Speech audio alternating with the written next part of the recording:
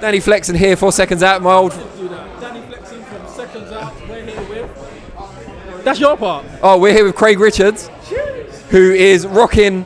It's a look, I'm going to say, a bit like upmarket cycle courier, something like that? No, it's more, I don't know, it's just quite handy, good genuine cow's leather, kamikaze, we're good to go. Genuine cows never comes from genuine cows, that's what we like to hear. Oh, sorry, vegans. No, yeah, never mind. Not getting any sponsorship from any vegan companies now. Sorry. Craig, we last saw you against Andre Sterling, of course. Impressive performance from your part, no doubt, especially the second half of the fight where you really took over. How do you reflect on that, and what's next for you? It was alright, performance was good, it was okay. Could have done things, made it a lot easier. He obviously was spoiling a lot, which didn't allow me to get the work off until I adapted and made it a lot easier for myself.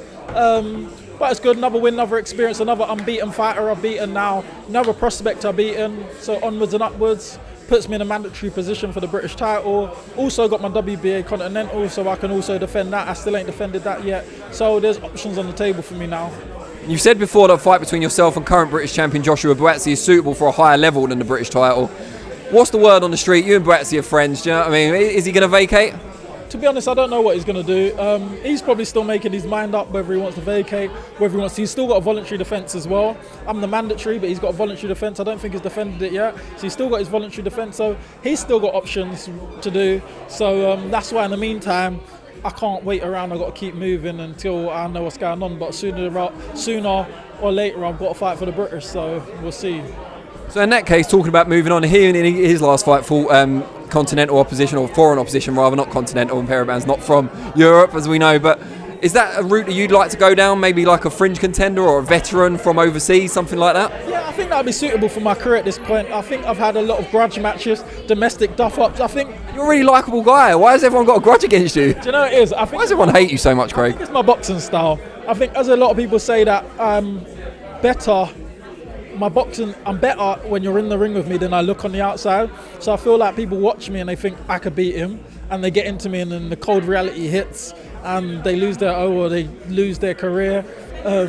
So I think just from the outside in, people probably underestimate me and they think, well, he's got a big platform, he's got a big profile, I'm going to try and go for him, and then they come up short. So what sort of opponent are we looking at then for the next fight, if it is going to be like a veteran, or do you kind of look through BoxRec or look at tapes on YouTube and think, that's a guy I think I'd look good against, and that kind of thing? You know what, I do and I don't. I look sometimes, I think, that would be good, that would be a good fight. But then sometimes I get told, like, we're looking at this sort of opponent, and I think, oh, perfect, the next minute I'm fighting completely the opposite. So I just take one step at a time now. I don't really rack my brain with all of that. I just focus now on my training, I graft hard, keep improving the gym, and I think about myself as a fighter rather than the management side. That's what I've got a manager for, and a promotion team for them to think about all of that, and I've just got to get myself prepared for whatever they tell me.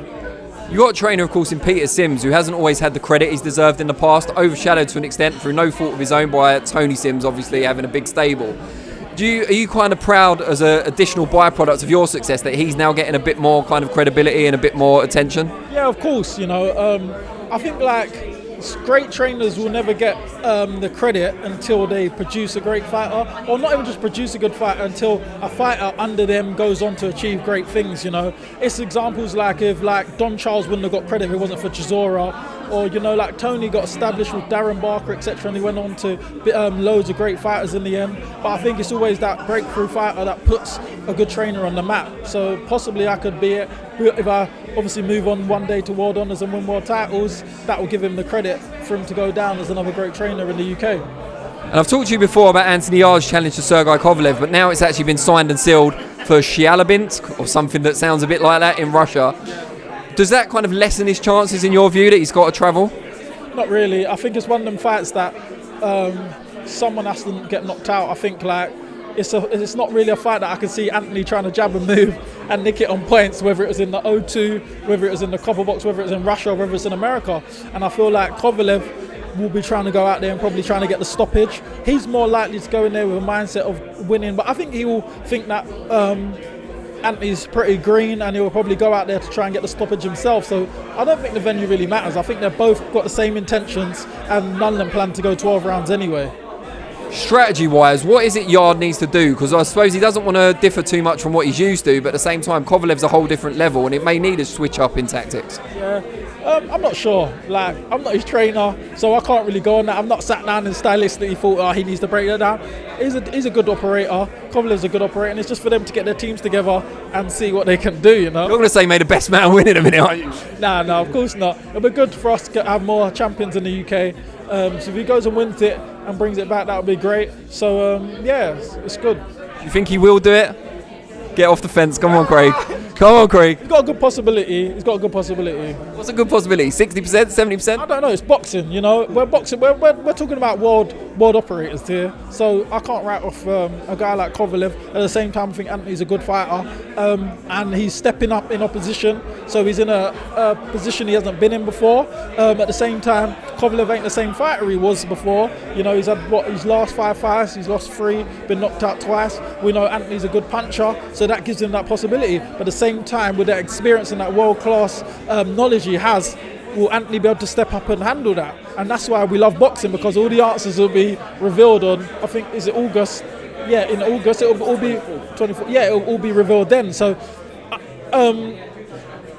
I'm smart enough to know in boxing, you think that's going to happen and something else happens. So I'm not going to say, oh, Anthony's going to go out there and knock him out, or Colin's going to be too good for him. It's just one of them ones. I'm interested in the fight myself. Well, from Russia with love. See what I did there? We're at the Box Set Film Festival launch.